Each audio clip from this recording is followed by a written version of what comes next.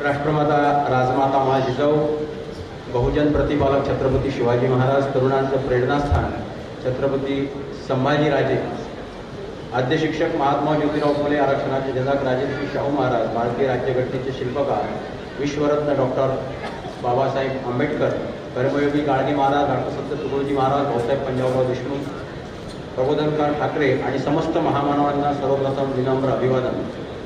आज संभाजी ब्रिगेडच्या राज्यस्तरीय वर्धापन दिन सोहळ्यानिमित्त विचारपीठावर उपस्थित आजच्या कार्यक्रमाचे अध्यक्ष, आम्हा सर्वांचे मार्गदर्शक, संभाजी ब्रिगेडचे प्रदेशाध्यक्ष ॲडव्होकेट मनोजदादा आखरे, विचारपीठावर उपस्थित आमचे नेते, आमचे मार्गदर्शक, संभाजी ब्रिगेडचे प्रदेश महासचिव सौरभदादा केळकर, त्याचबरोबर या महाराष्ट्रामध्ये संभाजी ब्रिगेडचा विचार तळागाळापर्यंत पोहोचवण्यासाठी अहोरात्र प्रयत्न करणारे संभाजी ब्रिगेडचे मुख्य प्रवक्ते माननीय प्राध्यापक गंगाधरजी बनबरे सर, त्याचबरोबर या कार्यक्रमाचे स्वागताध्यक्ष ज्यांनी आज आताच या ठिकाणी आपलं मनोगत व्यक्त केलं ते शिवश्री पुरण लालचंद बदलाणी सर, विचारपीठावर उपस्थित संभाजी ब्रिगेडचे कार्याध्यक्ष डॉक्टर गजानन पारधी, सुधीर देशमुख, कोषाध्यक्ष संतोष गाजरे, प्रवक्ते संतोष शिंदे, संघटन सचिव डॉक्टर संदीपजी कडलक, उपाध्यक्ष चंद्रकांतजी वैद्य, डॉक्टर कुपेरे, रामचंद्र सत्रे, अभिमन्यू पवार, अण्णासाहेब सावंत, संघटक उमाकांतजी उफाळे, डॉक्टर बालाजी जाधव, शशिकांत कन्हेरे, तुषार उमाळे,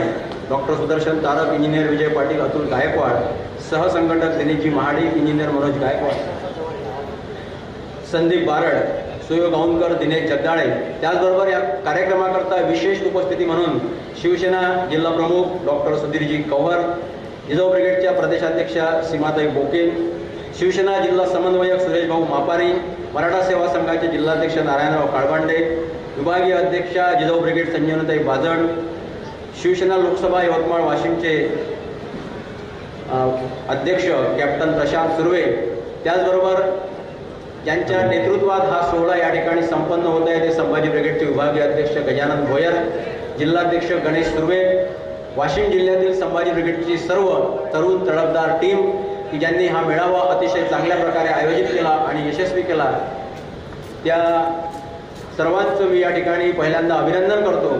त्याचबरोबर महाराष्ट्राच्या कानाकोपऱ्यातून प्रत्येक जिल्ह्यातून आलेल्या संभाजी ब्रिगेडच्या मावळ्यांचं वाशिम जिल्ह्याचा संपर्क प्रमुख म्हणून मी या ठिकाणी स्वागत करतो, अभिनंदन करतो की आपण या ठिकाणी संभाजी ब्रिगेडच्या या राज्यस्तरीय वर्धापन दिन सोहळ्याकरता मुंबईपासून, पुण्यापासून, सांगली, सातारा, कोल्हापूर, सोलापूर, लांब लांबून प्रत्येक जिल्ह्यातील कार्यकर्ते, पदाधिकारी या ठिकाणी उपस्थित झालेले आहेत। उपस्थित बंधू आणि भगिनींनो,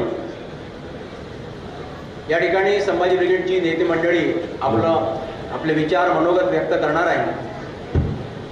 त्यापूर्वी संभाजी ब्रिगेडचा मागील 30 वर्षाचा जो इतिहास आहे, संभाजी ब्रिगेडने मागील 30 वर्षाच्या कालखंडामध्ये या महाराष्ट्रामध्ये जे काम केलं, या विचारांची पेरणी केली आणि त्या माध्यमातून एक तरुणांचं प्रचंड मोठं संघटन उभं झालं, त्याबद्दल सुद्धा बऱ्याचशा गोष्टी नवीन कार्यकर्त्यांना माहीत नसतात आणि म्हणून संभाजी ब्रिगेड खऱ्या अर्थानं या महाराष्ट्रामध्ये ग्रामीण भागामधील तळागाळामध्ये जो 18 पगड जाती जमातीमध्ये असलेला बहुजन समाज आहे, या तरुणांची जी संघटना आहे, या संघटनेनं सुरुवातीच्या काळामध्ये समाजकारणापासून सुरुवात केली आणि समाजकारण करता करता 2016 मुंबईच्या रंगशारदा सभागृहामध्ये आपण राजकारणात सुद्धा प्रवेश केला।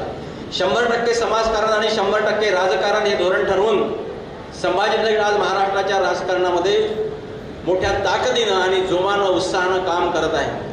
मित्रांनो, संभाजी ब्रिगेडची ओळख जर खऱ्या अर्थानं केव्हा निर्माण झाली असेल तर 5 जानेवारी 2004 या दिवशी संभाजी ब्रिगेडनं जेव्हा पुण्यामधील भांडारकर संस्थेवर आक्रमण केलं, कारवाई केली, त्या दिवसापासून संभाजी ब्रिगेड खऱ्या अर्थानं महाराष्ट्रातल्या लोकांना माहीत झाली।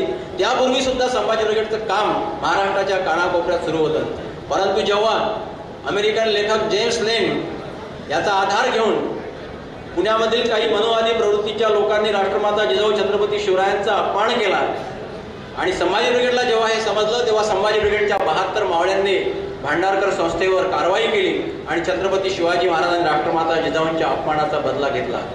तेव्हापासून खऱ्या अर्थानं संभाजी ब्रिगेड महाराष्ट्राच्या कानाकोपऱ्यामध्ये तरुणांच्या मेंदूचा ठाव घेऊन वाढायला लागली, फुलायला लागली आणि मग हळूहळू संभाजी ब्रिगेडनं इतिहासात ज्या काही विकृती काही लोकांनी करून ठेवलेल्या होत्या त्या विकृती फोडण्याचं काम केलं, इतिहासाची नवनिर्मिती केली. खोटा विकृत इतिहास आमच्या महापुरुषांचा खोडून काढण्याचं काम संभाजी ब्रिगेडच्या अभ्यासकांच्या, विचारवंतांच्या, साहित्यिकांच्या माध्यमातून सुरू झालं.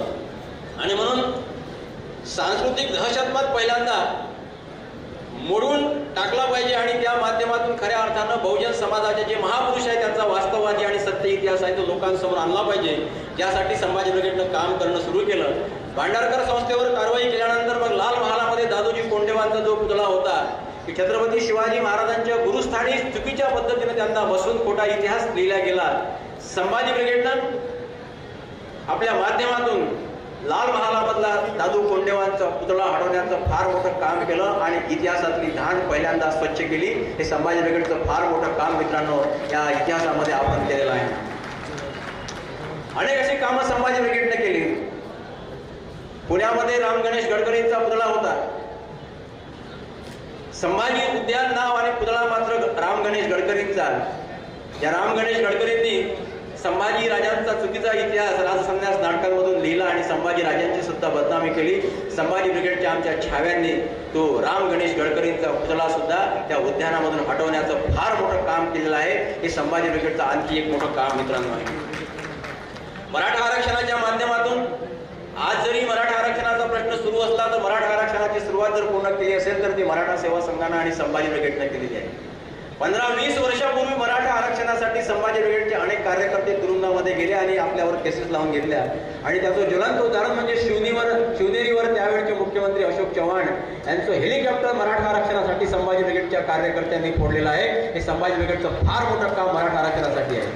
आणि म्हणून या आरक्षणाचा फायदा घेण्याचा किंवा श्रेय घेण्याचा प्रयत्न जर कोणी करत असेल तर निश्चितपणे ते चुकीचं आहे. संभाजी ब्रिगेडनं खऱ्या अर्थानं या महाराष्ट्रातल्या प्रत्येक माणसाच्या मेंदूमध्ये आरक्षणाचं महत्त्व पटवून देण्याचं काम केलेलं आहे आणि अभ्यासपूर्ण मांडणी करून आरक्षणाची मराठा समाजाला का आवश्यकता आहे हे सांगण्याचं काम केलेलं आहे. त्याचबरोबर साहित्य क्षेत्रामध्ये जी घुसघोरी इथल्या काही साहित्यिकांनी केलेली होती.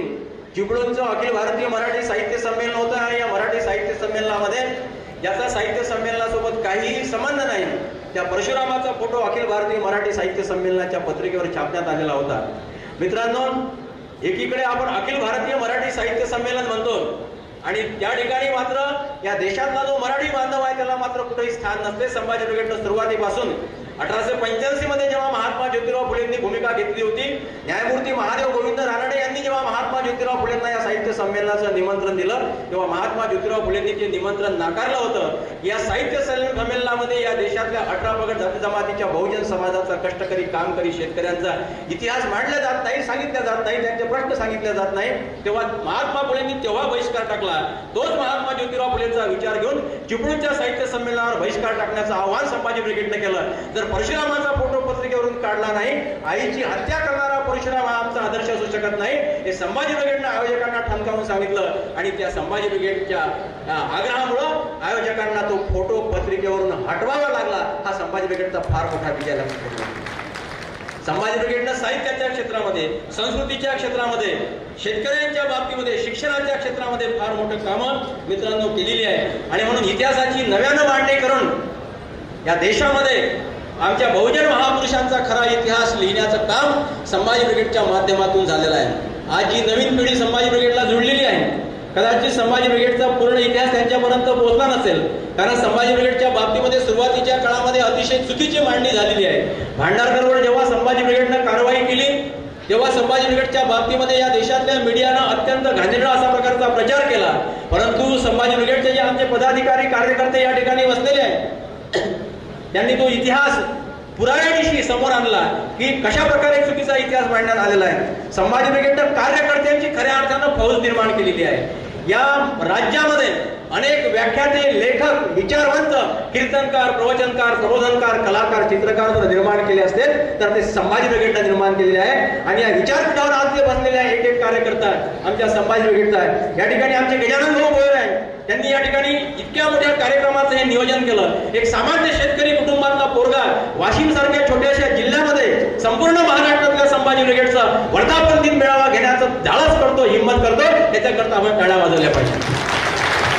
अनेक कार्यकर्ते संभाजी ब्रिगेडने एक एक कार्यकर्ता निर्माण निर्माण केला. अभिमन्यू पवार आमच्या या ठिकाणी पुण्याचे बसलेले आहे. आमचे अण्णासाहेब सावंत आहे, संतोषजी शिंदे, डॉक्टर कडलक साहेब आहे. आमचे कार्याध्यक्ष, आमचे मार्गदर्शक सुधीर भाऊ देशमुख आहे. आमचे सर्वांना मार्गदर्शन करणारे गंगाधरजी बनबरे सर आहे. अनेक ठिकाणी डॉक्टर बालाजी जाधव आहे, सुदर्शनजी तारक आहे, आमचे सुयोग औंधकर आहे, आमचे चंद्रकांत वैद्य आहे. एक एक कार्यकर्ता कोणाचं नाव या ठिकाणी घेऊ. प्रत्येक कार्यकर्ता संभाजी ब्रिगेडचा. तिकडे सुहास राणे आहे, मुंबईचे डॉक्टर योगेश पाटील आहे, आमचे संकेत पाटील आहे. अनेक कार्यकर्ते संभाजी रमेशजी गायकवाड आमच्या संभाजीनगरचे.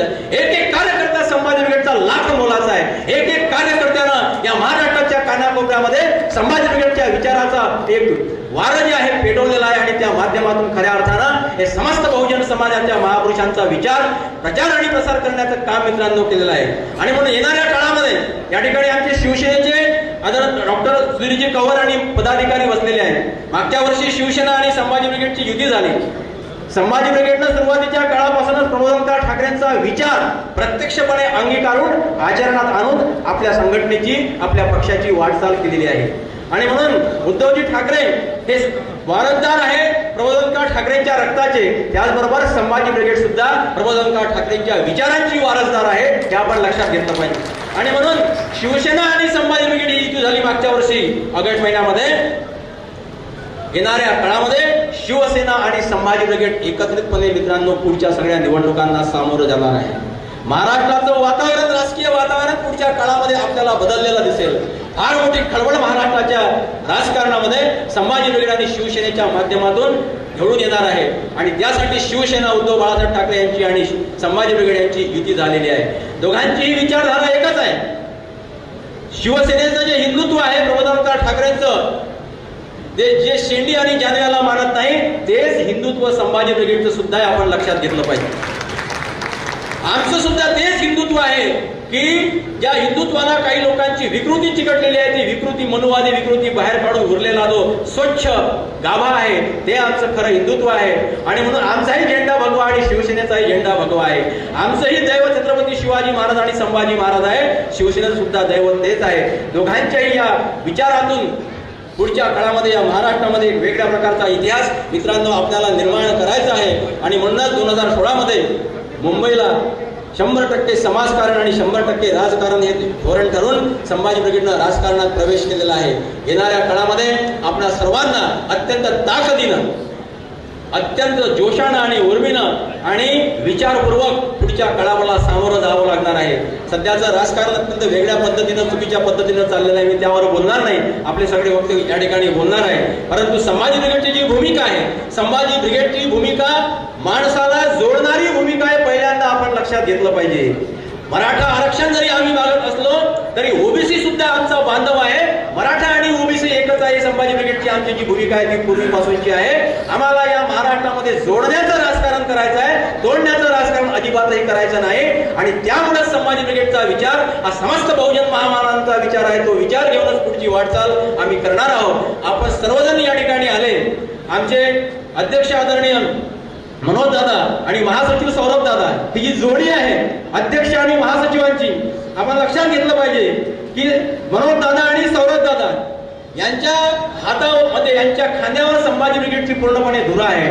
आणि या ठिकाणी बसलेले संभाजी ब्रिगेडचे सर्व पदाधिकारी महाराष्ट्रामध्ये आणि कार्यकर्ते या जोडीच्या मार्गदर्शनाखाली अतिशय ताकदीनं काम करत आहे आणि पुढे सुद्धा आम्हाला काम करावं लागणार आहे. शेवटच्या टप्प्यामध्ये आमचे प्रदेशाध्यक्ष मनोज दादा आखरे यांचा 3 सप्टेंबर हा वाढदिवस असतो. या देशामध्ये हा वाढदिवस जो आहे कोणत्याही पक्षाच्या नेत्याचा वाढदिवस, स्वतःचा वाढदिवस साजरा करतात, परंतु आमच्या अध्यक्षाचा वाढदिवस हा कार्यकर्ता सन्मान दिवस म्हणून साजरा होतो. ही एक आगळीवेगळी गोष्ट मित्रांनो आहे. कारण कार्यकर्त्याचा सन्मान जोपर्यंत होणार नाही तोपर्यंत त्या संघटनेला आणि त्या पक्षाला उभारी मिळत नाही. आणि म्हणून मनोज दादांनी आपला वाढदिवस कार्यकर्ता सन्मान दिवस म्हणून साजरा करण्याचं ठरवलं आणि दरवर्षी तो वाढदिवस आपण मोठ्या उत्साहात साजरा करत असतो. सौरभ दादांच्या माध्यमातून सुद्धा आम्हाला वेळोवेळी अतिशय चांगल्या प्रकारच्या सूचना आणि मार्गदर्शन मिळत असते. प्रत्येकाला फोन करून विचारून आणि या महाराष्ट्राच्या कानाकोपऱ्यामध्ये काय सुरू आहे याची इतंभूत माहिती घेण्याचं काम आमचे महासचिव करत असतात। अशा प्रकारे अध्यक्ष आणि महासचिवांच्या माध्यमातून एक अतिशय चांगल्या प्रकारे हा विचार या महाराष्ट्राच्या कानाकोपऱ्यामध्ये जातो आहे। तोच विचार आपल्याला पुढे सुद्धा वृद्धिंगत करायचा आहे आणि संभाजी ब्रिगेडला शिवसेनेच्या सोबतीनं सत्तेपर्यंत पोहोचवायचं आहे आणि त्याच करता या वर्धापन दिन सोहळ्याचं आयोजन आहे। या वर्धापन दिन सोहळ्यामध्ये गजूभाऊ असेल, गणेश असेल, इसाक पठाण असेल, काळभांडे सर असतील, त्यांची सगळी जी मंडळी आहे, जी सगळी टीम आहे, मुन्नाभाऊ आहे, या सगळ्यांचं मी या ठिकाणी वाशिमच्या टीमचं अभिनंदन करतो की त्यांनी अतिशय सुंदर अशा प्रकारे या मेळाव्याचं आयोजन आणि नियोजन केलं। पुन्हा एकदा महाराष्ट्रातल्या सर्व कार्यकर्त्यांचे आभार मानतो आणि थांबतो। धन्यवाद। जय जिजाऊ, जय शिवराय।